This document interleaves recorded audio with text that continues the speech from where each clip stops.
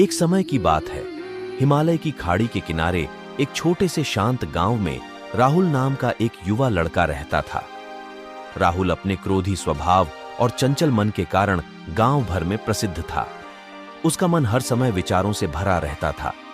सोचो कि उसके विचारों के तूफान ने उसके मन को एकदम बेचैन कर दिया था। उसके जीवन से शांति मानो गायब हो गई थी और वह हमेशा अपने ही ख्यालों में खोया रहता था और तनावपूर्ण जीवन जी रहा था। उनके अशांत मन और क्रोध के कारण उनके अपने परिवार के सदस्यों और गांव वालों से भी संबंध अच्छे नहीं थे, जिससे वह और भी अधिक अकेला और अपमानित महसूस करने लगा। वह और भी अधिक मानसिक तनाव की स्थिति में चला जाता है। एक समय की बात है, राहुल अपने गांव की गलियों में घूम रहा था। तभी उनकी मुलाकात एक बौद्ध भिक्षु से हुई जो एक पेड़ की छाया के नीचे ध्यान में बैठे थे।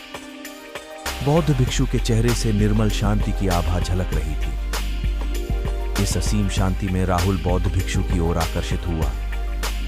जब राहुल बौद्ध भिक्षु के करीब आया तो उसे अपने आसपास एक सकारात्मक ऊर्जा का एहसास हुआ। भरत को एहसास हुआ कि इस असीम शांति और सकारात्मक ऊर्जा का स्रोत कहीं न कहीं इस बौद्ध भिक्षु के भीतर ही है। इसलिए वह वहीं बैठकर उसकी आंखें खुलने का इंतजार करने लगा। थोड़ी देर बाद जब बौद्ध भिक्षु की आंख खुली तो उसने एक युवा लड़के को अपने सामने बैठा पाया, जो बहुत तनावग्रस्त और नकारात्मक भावनाओं से भरा हुआ लग रहा था। राहुल ने बौद्ध भिक्षु की ओर उदार भाव से देखा और बहुत विनम्रता से कहा, मालिक, मेरा मन बहुत अशांत है और मेरे मन के विचार मुझे खाए जा रहे हैं। मुझे एक पल के लिए भी शांति महसूस नहीं होती। क्या आप मुझे सिखा सकते हैं कि मैं शक्ति बेहद महत्वाकांक्षी व्यक्ति थे और उन्हें हर काम में लोगों से मदद की जरूरत पड़ती थी। यदि उसे किसी से असफलता और बुराई सुनने को मिलती थी तो वह गहरी चिंता और तनाव में चला जाता था। उनका मानना था कि सफलता और भौतिक शक्तियां वांछित खुशी देंगी, लेकिन वह जितना सफलता और प्रशंसा के पीछे भागता था उतना ही मानसिक तनाव में डूबता जाता था। लेकिन अचानक शक्ति का सामना उस समय के मशहूर बौद्ध भिक्षु से हो गया, जिसका नाम महाकौशल था। महाकौशल अपने शिष्यों को ध्यान की शिक्षा देते थे और वह स्वयं एक बहुत ही ध्यानमग्न और प्रबुद्ध व्यक्ति थे। महाकौशल की अद्भुत एकाग्रता से प्रभावित शक्ति ने उनसे अपने भटकते मन को शांत करने का उपाय जानना चाहा।